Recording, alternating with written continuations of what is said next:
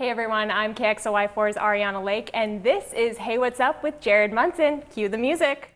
Wow!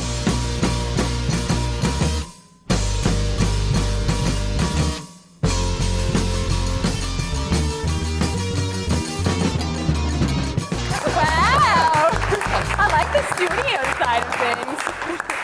Hey guys, welcome back to Hey What's Up with Jared Munson. I know it's been a year and a half now since we filmed one of these. Jason got lost somewhere in the basement, so it's just me now. Appreciate you guys coming back. All right, we have a new set. I don't know if you guys have noticed that. We have a new logo. We tweaked a few things around, so we're moving to half an hour as well. So let's get things started. We have KXLY4's Ariana Lake with us. Thank you so much for coming by. Thanks for having me. Yeah, so it's crazy. Like I've wanted you on the show for a long time, and I'm glad this has finally happened. Me too. So you've been with KXLY now for 2 years? Yeah, just about. I celebrate 2 years this fall. Okay. So what's different between local news and kind of national news? Because it seems like a lot of people just have this perception of just one type of news. Yeah, so we share a lot of things, but at the same time, there are a lot of big differences. So I think one of the big points that I like to explain to people about local news is that we're the people living in your community. We go to the same grocery store. Our kids play t-ball with your kids. We are actually invested in what's happening, whether you're in Spokane, North Idaho, whatever it may be. And so, you know, the stories we're covering, they impact you, they impact us. And so there's this deeper level of caring than you see on the national news. And I think the other side of it is that the national news, they do some really incredible work, but I think sometimes people think that they have maybe an agenda. Mm-hmm. And I, of course, can't speak for those agencies, but I can tell you from a local news standpoint at KXLY, there is no agenda. You know, we go into work every day wanting to tell the best stories, wanting to tell these stories that impact our community, and we want to tell every side of it. And it doesn't matter what I think at the end of the day, who I voted for, what my beliefs are. It comes down to what this person on this side thinks and what this person does, and bringing that together into a way that you can understand into how it works in Spokane. And do you think people then get to know you better since it is local news? And I know you use your Twitter and Facebook a lot. Do you think people get to know a sense of who you are as a person? I hope so. I know that, like, especially with my social media, like I try and post more of like with my 2 cats, or if we're going on a hike. And it's funny because I'll share stories that I do with KXLY and they'll get some likes and some shares, but it's the stories or the photos that I share from my personal life that people get way more excited about. And so I think at the end of the day, that's why you watch what channel you watch, whether it's KXLY or another one. You feel committed to those people. You're building those relationships with those anchors, those reporters, and by leveraging that social media and like really getting to share ourselves with our viewers, that kind of draws that crowd in. And it is an honor. Like, we think about that all the time. Like, you're choosing to invite us into your home or invite us into your car if you're watching on your phone, waiting for your kids to, you know, come home from play practice or something. And that's an honor for us. And one thing KXLY has that I think the others don't is Hood Kitty.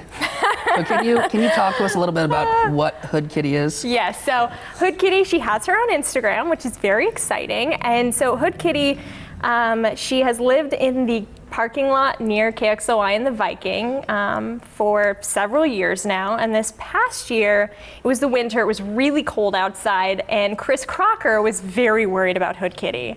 And Hood Kitty, she has lived a life on the streets. Like, she can take care of herself, but Chris has such a warm heart for things like this. So Chris convinced the engineers to build Hood Kitty a heated shelter. And it was a kitty condo. And it was really cute, and they put lights on it and a Christmas wreath, and it was amazing. And then everyone else in the KXLY studio kind of started taking a liking to Hood Kitty. She was always around, and even though she's a feral cat, she got used to us. And so now she's become like the unofficial station mascot. And she has her own Instagram, Hood Kitty KXLY. But it's nice, like, from our standpoint, because like if I'm having a long day at work, or, you know, we're covering like a murder, that's can be really draining on a person. But I come outside and Hood Kitty's there just, I wish she was a sweet meow, but it's more of like a meow. I'll leave it there. She's beautiful and lovely. And we feed her. So do you think you would ever adopt Hood Kitty if you had the chance? No. No? No. She's a little too vocal for me. Like, my 2 cats, A, I don't think my 2 cats, Theodore and Ophelia, would love having an extra cat. B, Hood Kitty screams like she's in trouble, but it's just her saying I love you. So that's a lot to handle. And then the third reason is she actually was picked up last year by someone on the street, and they took her to Scraps, and everyone was very upset about it at KXLY because like that is our cat. And we get why they did it, but anyway, they bring her to Scraps, and they actually said she's unadoptable. She hates being inside. She had like a whole fit about it, and so she just doesn't belong inside. I don't think anyone would adopt her. Maybe Chris. She loves Chris. And you're recently Emmy nominated, correct? Yes. So what was that piece about that you submitted for the Emmy nomination process? So that story was called A Killing in Clarkston. And it's always exciting to be nominated for, this is my first Emmy nomination, and it was obviously very exciting and it's a huge honor, but I wish that I never had to tell that story. So the story is about a teenage girl who, she had just graduated high school. She was sleeping on her couch in her home with her sister, one of her sisters in Clarkston, and someone broke in through the window and stabbed her to death and took off, left her to die. And they've never found the person who did it. They have sketches at best from her sister, obviously terrified. It's dark, and that girl died, and it's been decades, and they haven't found her killer. And so we went to Clarkston, hoping to get some more answers about where they are in the investigation. It's her parent, or her dad still lives in that same house. Like, we sat in the living room that she was murdered in. And so that's heavy. And that's heavy to hear from a family who lost a family member. And you can tell, like, that doesn't go away. Grief doesn't go away. And they're still hoping that killer will be caught. Her dad doesn't think he will. And so to tell that story is like, it's such an honor, but I wish I didn't have to. But again, it's cool to receive that recognition for that story. Right. And you know, we couldn't do that without, I wrote it and went and interviewed, and then we had Zach and Derek do the photography, and then Derek did all of the editing. So we have some like really talented people at KXLY. So that was definitely a teamwork effort to make that happen. So I guess, I mean, you anchor on the weekends and you report during the week. Is there one that you like to do better than the other? I don't think so. That's what I love about like the position I'm in now, is because it's nice because you're anchoring, you have more time to write and review and kind of like have that leadership position, helping other people edit their stories and that sort of thing. And I love the leadership side of being an anchor, but there's nothing better than like going out and telling the stories that are like in the heart of our community. So it's the perfect balance for me. And you have a whole series on Mondays, correct? Mm-hmm. Yeah, so the first Monday of every month, we do Miracle Monday, and that started long before I started at KXLY, so I can't take credit for that. And it's through our partnership with ACE that we're able to do this, and our partnership with Sacred Heart, actually. So we partner with the Children's Hospital there, and that kind of gives us some really incredible access to some of the stories up there. And the goal is to take stories about, some of them are really sad, some of them are really beautiful. They're all so powerful in their own way, and they're about these kids and their families that are fighting for their lives sometimes. Sometimes we meet them long after their diagnosis and, you know, they're home and living their best life. And then other times we meet families and it's after their child has passed away. And it's about what they're doing to honor that child and to move forward in their grief. Wow, so that's probably something that, do you always take it home with you, or is it hard to separate, you know, the job from the stories? Yeah, it's a combination, because there's a point where like you obviously, you don't want to be biased in your storytelling, but like when you're talking to someone, you know, say they've lost a child, or say, you know, something tragic has happened in their life, I'm a human first. Mm-hmm. Like, I think I'm a great reporter and I take pride in that, but I am not. I'm a human first. Right. And so, you know, there are a lot of conversations I have when I get home with my mom or my boyfriend, and just talking about my day and talking about like these feelings. Mm-hmm. And that's why like I do a lot of workouts on the side, and like I try and stay really active, because that kind of balances it out. So to answer your question, yes, I take it home, but at the same time, you also build these like beautiful relationships with people. So we have, we had a little boy named Tremel, and when he was born, he weighed less than a pound. He was like the length of a Bic pen, and they didn't think he would live like the week. And we met him, he was probably like a couple months old when we met him and his family. And again, they were like, he's probably not gonna live much longer. We did a story with them on the Beads of Courage program. And then I wanna say it was a year later, or about a year later, we got to be there when he got to go home. And now, like he and his mom and I are in contact. We're Facebook friends, and like I went to their house and visited them, and like that's a beautiful connection. Or we have Isaac's bookshelf, you know. So we do this beautiful story on baby Isaac and how his parents are honoring his life and legacy, and they're bringing the stories, power of reading to kids in the sickest kids at the hospital, and like I love their family now. Like, and every time I see a post from Isaac's bookshelf, it makes me so happy. And like, we even got to donate books to them. KXLY got to donate 500 books to that. Wow. And so like, I definitely am like emotionally invested in that. So do you see yourself staying on the local level with news, or do you want to go national in the future? Or? I am really open to whatever happens next. I really love Spokane. I love telling stories here. I love what I get to do. And I still think that I have a lot of work and a lot of learning to do, whether it's my writing or my interview skills, or there's so much to the job. And especially now in the way journalism is changing, where we're kind of like one-man bands now, gives you a lot more to work on. Right.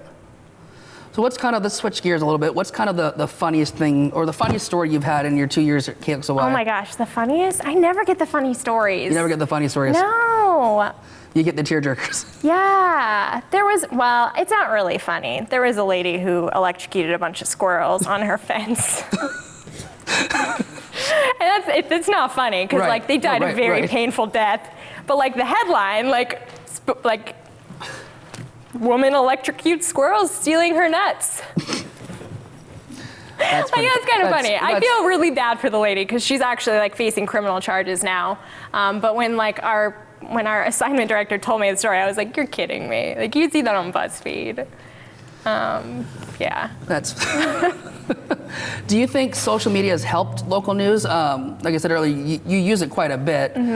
Or do you see too many people trying to write their own versions of the news through social media? That's a good question. Yeah, I think it's a combination. So like, I actually get a lot of really good stories through social media. Like, I'm part of all these community pages, and so I will like read them every morning while I'm drinking my coffee, getting ready for work, and see like, oh, this person, like, there was a robbery, someone broke into their house, or this person needs help with, like, the other day we had a story from North Idaho about a little boy raising money for a medical alert doc, because he has diabetes. And we saw the story because his mom was sharing it on Facebook. And you know, we might have never seen that story years ago without social media. But then again, you have those people, again, who might be sharing stories that aren't correct. So you're spreading information, false information, and it can spread really quickly. And then I think the other thing that is frustrating about social media is commenters. Sometimes there's a lot of negativity that's breeded in the comments. And whether you agree with the position or not, there have been some threatening comments, and so that's really discouraging to see.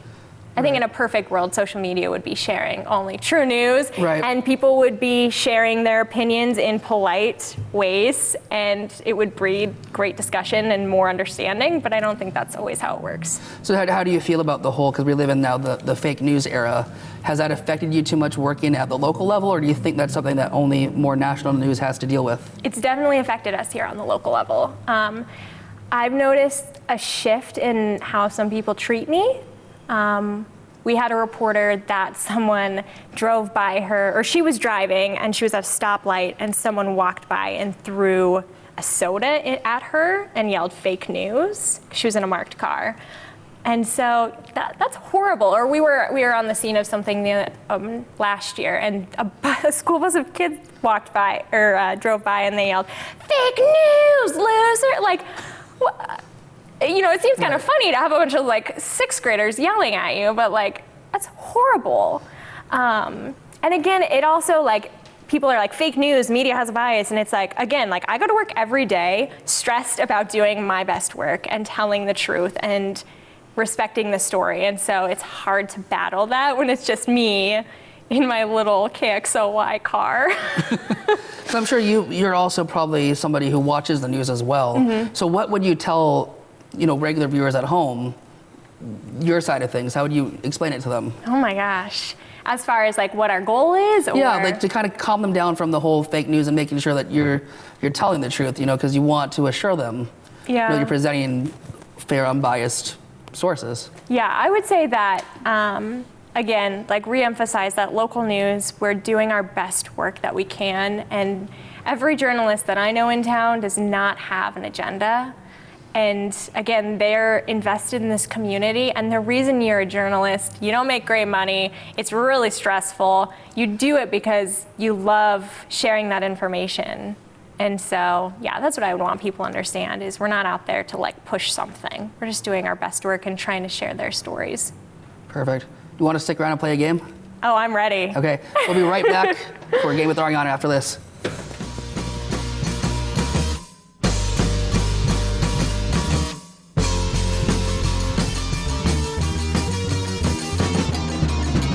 All right, guys, we're back. Ariana is an expert when it comes to reading the news. However, not all the news is serious.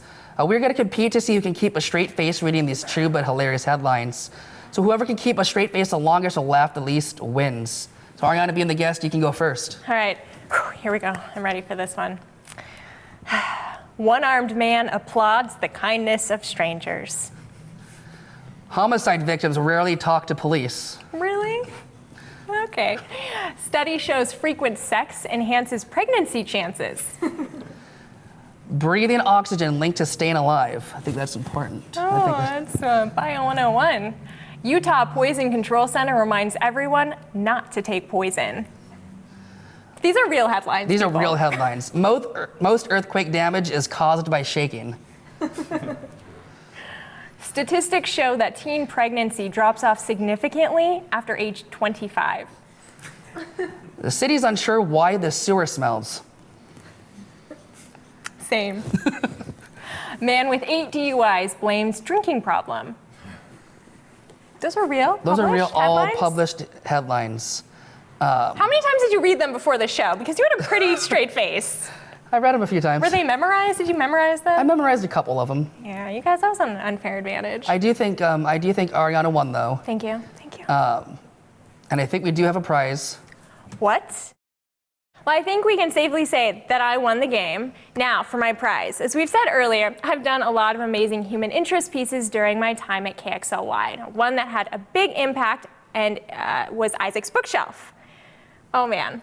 Okay, I haven't read this, so Isaac passed away at 5 months of age due to complications with hypoplastic left heart syndrome and CHARGE syndrome. Isaac's absolute favorite pastime was reading. Now, Isaac's Bookshelf is a 501c3 organization created in his honor and memory to bring the joy of reading to kids in the hospital. That bookshelf rolls around the unit, visiting patients. It also serves as an exciting destination for patients who are working on improving their mobility after surgery. Every patient has the chance to pick a book from Isaac's Bookshelf to read in the hospital, and then they get to take it home with them, which is just amazing. Now, this is located in the Pediatric Intensive Care Unit, or the PICU, at Sacred Heart Medical Center in Spokane, Washington. And we are honored to have Cody and Laura Brinken, Isaac's parents and the founders of Isaac's Bookshelf, in the audience today. And we are donating a stack of new books in my name? In your name. Oh, to Isaac's Bookshelf. If you guys want to donate, visit isaacsbookshelf.org. I also have stuff all about them on my Twitter and Instagram. And oh my gosh, that is the best prize ever. Guys, why don't you come over here? Guys, give a round of applause. Welcome up. Oh my gosh. That is so awesome. You guys are sneaky. I'm the worst at keeping surprises too. I've seen Ariana like 4 times in the last few months. Like, I can't tell you what it is. It's big. It's a car. Well, when I saw you guys come in, I was like, okay, I really like them, but like they didn't have to come. Like, that was nice of you. We're longtime friends of Yeah, we go way back. Oh. And I knew with being a smaller studio, I didn't know. I figured you might put two and two together, so I'm glad you... I didn't. I don't know what that says about me. So I appreciate you guys coming down. Yeah, thanks for having us. And you guys said you just recently got a grant, is that? We did. We won the STCU Who Do You Love May campaign, and it was for local nonprofits that benefit children. So it was a $2,500 grant, which I'm really excited about. That's amazing. So what can you tell us more about your foundation that's going on, other than what we covered? So it started, our son was in the hospital for 5 months in the PICU, and one of his favorite pastimes, no matter how crummy of a day he was having, if we put a book in front of his face, he would instantly stop crying and just light up. And we have pictures of him at 4 months old actually holding the pages and just staring at the books. And so it was just kind of that one little bit of normalcy, I guess, that we could get in the hospital to kind of feel like a family would be reading books to their kids every night anyway. And so we just wanted to be able to share that experience with everybody else that's spending a lot of time there in the PICU. Awesome. And like Ariana said, KXLY just donated 500 books, which is amazing. So what's kind of the next plan for you guys? Do you plan on doing anything else with the foundation? Yeah, so it depends on what day you're talking to me. Some days we're just really happy to be trying to stock and maintain our one bookshelf. Some days I get really excited about the thought of having a bookshelf all over the country in a bunch of different PICUs. Probably the most tangible goal coming up is trying to expand into the NICU. We really have a passion and a heart for the families who are in intensive care units because they're there for longer stays, and they're not just there for a surgery and go home in a day or two. They're there for weeks and months, and in Tramel's case, a year. Yeah. And so we really want to help support those families and give them things to do with their children while they're there for such a long time. That's amazing. And this is for kids 0 through 17 as well, right? Yes. So is there, for people watching at home, an age group you think that's not getting the most books? We definitely need books most for like the younger kids. So children's books, right? So, something like this, that you can read with lots of pictures and quick little stories. Because that seems to appeal to like the largest groups, the infants and the toddlers, but also if we can expand into the NICU, hopefully at some point in time, that bookshelf will need to be fully stocked with books like this, and each bookshelf can hold like 500 or 600 books at a time. So that's amazing. Yeah. That's awesome. Do you have any follow-up questions? Oh no, I got to see them like 4 days ago. I think one of like the touching things is like the little stickers that you guys put in because at the end of the day, this is all about Isaac. Mm-hmm. What's like the one thing you want people to know about him? Just how strong and courageous he was. And even though he went through kind of hell on earth in a sense, he really made the best of it and really was a happy little boy. Yeah, just his strength and he really was happy, this just sort of happy, chubby little guy. The photos are so cute. He, at his last doctor's appointment, he was below the first percentile in weight and length, but within being below, his body mass index was in the 73rd percentile. So he was very short and very round. Very, very round. Oh my gosh. Yeah. Now, do you guys need volunteers too to read books to children? Is that something that they can do as well?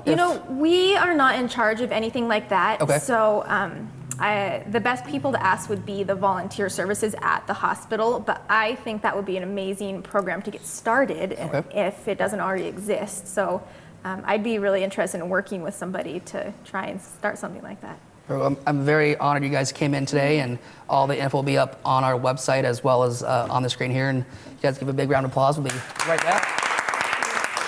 Thank you for...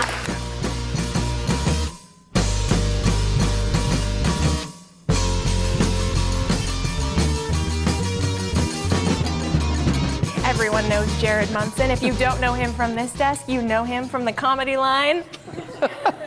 At least I do. Jared, what is the funniest joke you've ever told? Gosh, I can't say it on TV. What is the funniest TV appropriate joke that you have for us? My girlfriend called the other day. She told me she doesn't exist. Oh. Yeah, it's the reaction. I feel like you feel natural back there. Yeah, Like it's a little more. I get to like hide a little too. It's nice. and that's why I'm a little more anxious out here now. Okay, so you were adopted. Yes. Can I tell everybody that? Yeah, go. I guess I did. You did. Surprise. Surprise, everyone. I like talking about that because I'm half adopted. My dad, Whitney, adopted me when I was in 4th grade.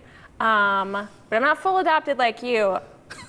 I guess that probably changed your life. Tell me about that. Yeah, I mean, I was adopted as a baby, so I don't remember anything from being in Korea, but I do think there's a special bond, because, my parents literally chose me. I'd like to say, and I don't know if it's true or not, they picked me out of a catalog. Like, This one has cute cheeks. yeah, I know there's a picture of me sitting on a throne in a hat from Korea, so I don't know where they got that photo. I'm assuming it's from a catalog. That's hilarious. But they've done so much for me. My sister was adopted from a different family as well. But I feel like they put so much time and effort into making sure that I was raised normal that, it's been a great experience. I want to adopt when I'm older. I think my sister still wants to adopt. That's awesome. I'm all for adoption and try to promote that advocacy as much as I can. That's awesome. Now, the other thing that I admire about you, other than that you're adopted, which isn't your choice, is that you're like very invested in the community. So like, it's not where you're in a, I'm in a job where like I kind of have to be invested, but you're just like a regular guy, but you're always watching the news. You're always looking for philanthropic events to support. Why? I just feel like Spokane has so much to offer. I mean, there's a lot of musicians, comedians, photographers. We have so much in town to promote, and no knock to local news, but you guys only have so much time that you can fill. And that's why I created this show, was to give an avenue to promote those things that we need to do. People don't know there's bands playing 7 nights a week in Spokane. There's comedians performing 7 nights a week. Where can you go to First Friday to see people's artwork and their passions? So that's what this show is designed for. And my goal is to hopefully eventually try to seep into some of that local news time, or maybe find some spots that they can help promote it as well. Because I think there's so much people don't know about Spokane. I mean, the hashtag Spokane Doesn't Suck came out a year or two ago. And I think it's very true. I mean, there's so much out here.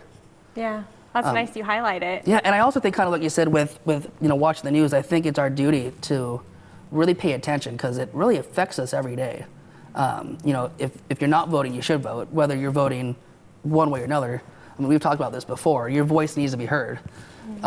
If you don't like what's going on, you need to go out there and change it, because it won't change unless somebody starts doing it. Yeah. So.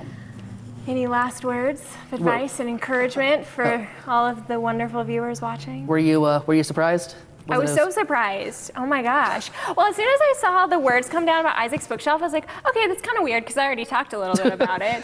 And then I was thinking like, okay, well, they're here. And then I was like, please don't get emotional, because sometimes I cry a lot. So glad that didn't happen. And I appreciate you coming out, being, our first official guest. Thank you. It's such an honor. It's very fancy. It's a real desk. I know. That was the dream. We did the pilot a year and a half ago, and I said, I need a desk. And there's real coffee in the cup. Yeah, I needed a desk.